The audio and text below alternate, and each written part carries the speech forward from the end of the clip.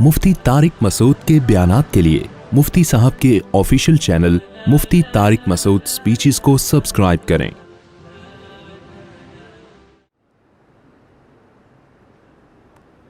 हज़रत अबू तलहा अंसारी रज़ी अल्लाह ताला अन्हु, कुरान की आयत नाजिल हुई, लन तनालुल बिर्रा हत्ता तुनफ़िक़ू मिम्मा तुहिब्बून, नेकी की हकीकत तक उस वक्त तक नहीं पहुँच सकते जब तक महबूब चीज़ अल्लाह की राह में सदका ना करो। ये कुरान की आयत नाजिल हुई, सहाबा जोश में आ गए, भाई महबूब चीज़ सदका करनी पड़ेगी। हज़रत अबू तलहा अंसारी आए नबी की खिदमत में, अर्ज़ किया या रसूल अल्लाह, अल्लाह ने कहा है कि असल नेकी ये है कि महबूब चीज़ खर्च करो। मेरी महबूब चीज़ मेरा बाग है, जो मेरा सोर्स ऑफ इनकम है, मैं पूरा बाग खर्च करना चाहता हूँ, किसको दूँ? हम और आप होते, हम क्या कहते हैं, मुझे दे दो भाई, एकदम रोना शुरू कर देते हैं, जैसे घर में कभी खाने को हमें मिला ही। देखो, मांगने के उसूल अलग हैं। मांगने में तो शरीयत कहती है मत मांगो, किसी गैर के सामने कभी हाथ मत फैलाओ। देने के उसूल कुछ और हैं। देने के हैं कि मांगे बगैर दे दिया करो, जितना मांग रहे उससे डबल करके दे दो। हमने बड़े बड़े उलमा को देखा है, उनसे सीखा है, कुछ हम भी इस पर अमल की कोशिश करते हैं। रक्शे वाले से बार्गेनिंग की, रेट कम कराए, रेट मत तोड़ो। बाज़ लोग क्या करते हैं, रक्शे वाले को बोला हाँ भाई अंडा मोड़ जाना है, कितने लेगा? उसने बोल दिया 1000 रुपये, चल 1000 दे दूंगा। ऐसे करेंगे तो रेट क्या हो जाएंगे, मार्केट ख़राब। हज़रत उमर ने इस पर पाबंदी लगाई थी। एक सहाबी एक चीज़ को मार्केट में बहुत सस्ती करके बेच रहे थे, हज़रत उमर ने मना किया कि सब लोग इतनी सस्ती नहीं बेच सकते इस चीज़ को, उनकी तिजारत का नुकसान होगा। हज़रत उमर ने फरमाया या तो रेट बढ़ाओ या मार्केट से जाओ, क्योंकि बाज़ दफ़ा आपको एक चीज़ फ्री में मिल गई या मिल रही है कहीं से, आपने औने पौने बेचना शुरू कर दिया, वो बेचारा ताजर करोड़ों रुपए की दुकान खरीद के बैठा हुआ है, सही है ना, उसका वो उनकी तिजारत का बेड़ा गर्क। तो हर चीज़ का ख्याल किया गया है। तो आप अपनी सखावत में मार्केट के रेट ख़राब बोलो ना कर। मैंने कल एक साहब से पूछा, वो बड़ा अच्छा जानवर लाते हैं कुर्बानी में, बड़ी सखावत करते हैं, कई बैल ला के काट के लोगों को खिलाते हैं। उन्होंने कहा यार मैं कभी भी ये जो फैंसी जानवर है ना ये नहीं ख़रीदता। वजह क्या है कि गोश्त उतना ही निकलेगा और कीमत आप कितनी दे रहे हो, 6 गुना ज़्यादा। तो कहते हैं हम इससे बेहतर है कि एक मुतवस्सित जानवर ले लिया जाए, उतनी ही कीमत में कई आ जाएंगे, उससे गरीबों का पेट भर जाएगा। अच्छी लॉजिक है।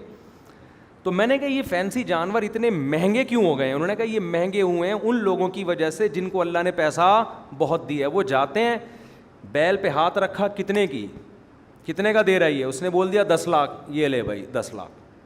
ज़रा भी वो नहीं करते बार्गेनिंग।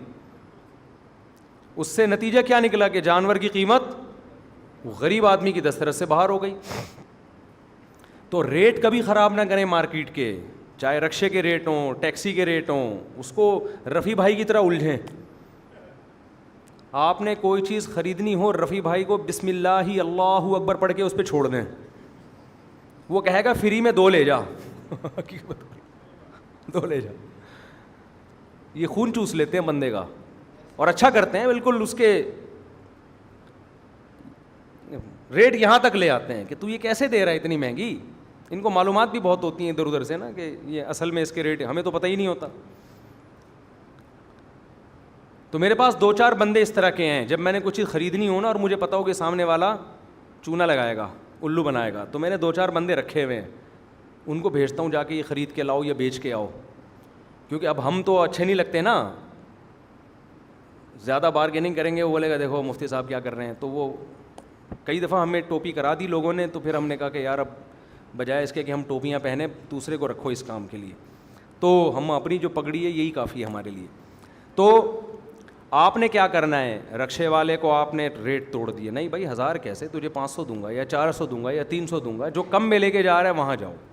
अब 300 रुपये बनते हैं, आप वहाँ पहुँचे, आपने 1000 रुपये उसको पकड़ा दिए। रक्षा चला रहा है यार, गरीब आदमी ही रक्षा चलाता है। मेरा ख्याल है बहरिया टाउन में जिसकी प्रॉपर्टी हो वो रक्षा, बोलो ना, नहीं, ये सदक़े का महल है सबसे बेहतर। मेहनत कर रहा है, भीख नहीं मांग रहा लोगों से। लेकिन हमारे यहाँ भिखारियों को पकड़ाने का रिवाज है, محنت کرنے والوں کو دینے کا رواج نہیں ہے.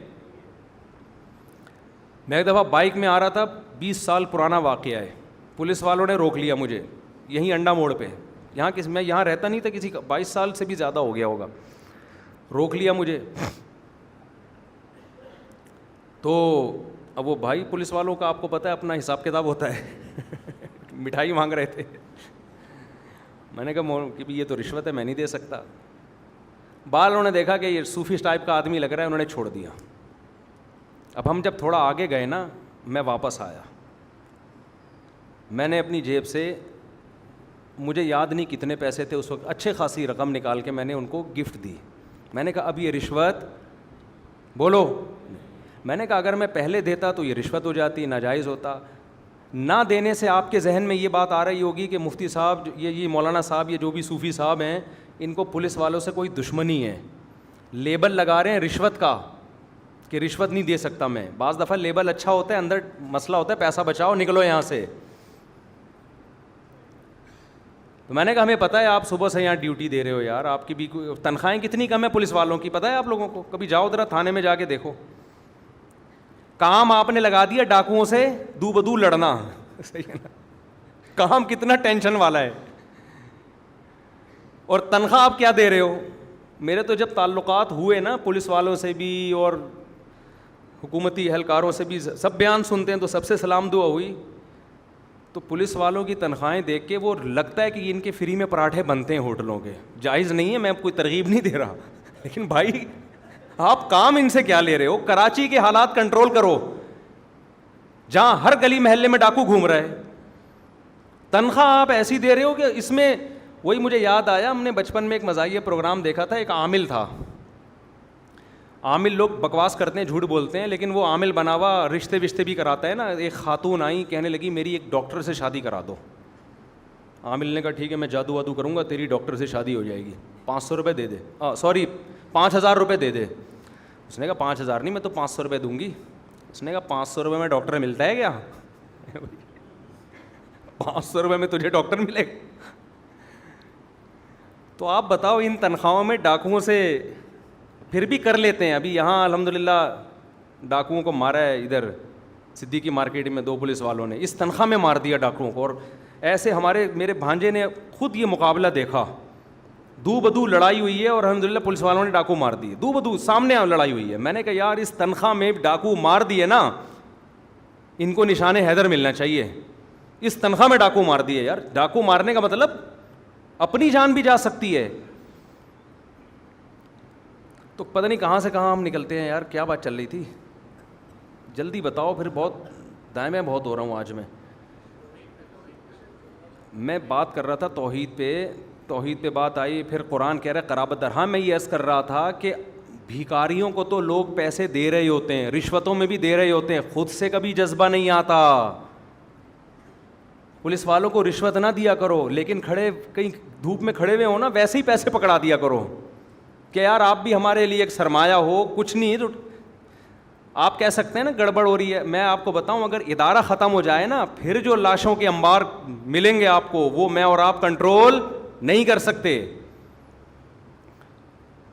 تو تھوڑا بہت کنٹرول انہیں تھانوں سے ہوا ہے معاملہ, تو خود سے دے دیا کرو یار. کہیں گاڑی دیکھی آپ نے ہوٹل کے باہر پولیس والوں کی موبائل کھڑی ہوئی ہے, آپ کو لگا کہ ان کو پراٹھوں کی اسمیل آ رہی ہے, ٹھیک ہے, آپ جاؤ ہوٹل والے کو بولو جتنے پراٹھے ان کو چاہیے, جتنے انڈے ان کو چاہیے, جتنی چائے چاہیے, یہ بھی ہمارے قانونی محافظ ہیں, تو ان کو دے دے. اور پیسے کون دے رہا ہے؟ میں دے رہا ہوں. کرو, دیکھو پولیس والوں کو آپ سے محبت ہو جائے گی یار, قوم سے محبت ہو جائے گی. تو بھکاریوں کو دینے کا رواج ہے. جھوٹے بھکاری 2 نمبر روتے ہیں. نبی صلی اللہ علیہ وسلم نے فرمایا جو بھیک مانگتا ہے قیامت کے دن اس کے چہرے پہ گوشت نہیں ہوگا, اس لیے کہ اس نے اپنے آپ کو ذلیل کیا مخلوق کے سامنے. تو قرابت داری کا مطلب کیا ہے؟ قرابت داری کا مطلب یہ نہیں ہے عید بقرعید پہ آپ نے تھوڑا سا دونے والے گوشت کے بھجوا دیے, عقیقہ کیا تھا تو 2 بوٹیاں خالہ کے گھر بھجوا دیں, 3 بوٹیاں اخبار میں لپیٹ کے ماموں کے گھر بھجوا دی. یہ چل رہا ہے مارکیٹ میں. قرابت داری جوڑنے کے لیے قربانی دینی پڑتی ہے, اور قربانی روکھڑا خرچ کیے بغیر نہیں ہوتی. میں آپ کو بتاؤں, اللہ قرآن سے پتہ چلتا ہے جو آدمی پیسہ خرچ نہیں کرتا خدا کو راضی کرنے کے لیے, اللہ اس کی اللہ سے محبت کے دعوے کو قبول نہیں کرتے. اللہ کہتے ہیں تیرا اگر مجھ پہ ایمان ہے تو پیسے کیوں نہیں نکال رہا, تو پیسے کیوں نہیں خرچ کر رہا. میں آپ کو ایک مثال سے بات سمجھاتا ہوں. دیکھو ایک آدمی آیا آپ کے پاس, کہنے لگا ایک پراپرٹی ہے اس میں آپ 30 لاکھ روپے دو, میرا پکا وعدہ ہے کہ یہ 1 سال میں 50 لاکھ کی ہو جائے گی. اور اس نے ڈاکومنٹس دکھایا کہ کام ہو رہا ہے, کمپنی بھی بڑی مضبوط تھی. فوراً آپ کو خیال آئے گا نا, یقین ہو جائے کہ اس میں 2 نمبر ہی نہیں ہے. بھائی یہ پروجیکٹ ہے, کام ہو رہا ہے, اور مجھے پتا ہے کہ واقعی یہ 30 کے کتنے ہو جائیں گے, 50 ہو جائیں گے, یا 20 کے 50 ہو جائیں گے. 100% آپ کو یقین ہونا کہ اس بزنس میں مجھے فائدہ ہے.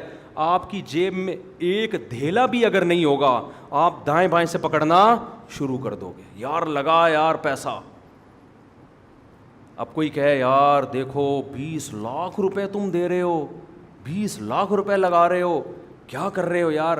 آپ کیا کہو گے, بھائی میں دیکھ رہا ہوں کہ سال کے بعد یہ کتنے ہو جائیں گے, ڈبل ہو جائیں گے. میں یہ دیکھ رہا ہوں, میں قرضوں پہ گزارا کر لوں گا.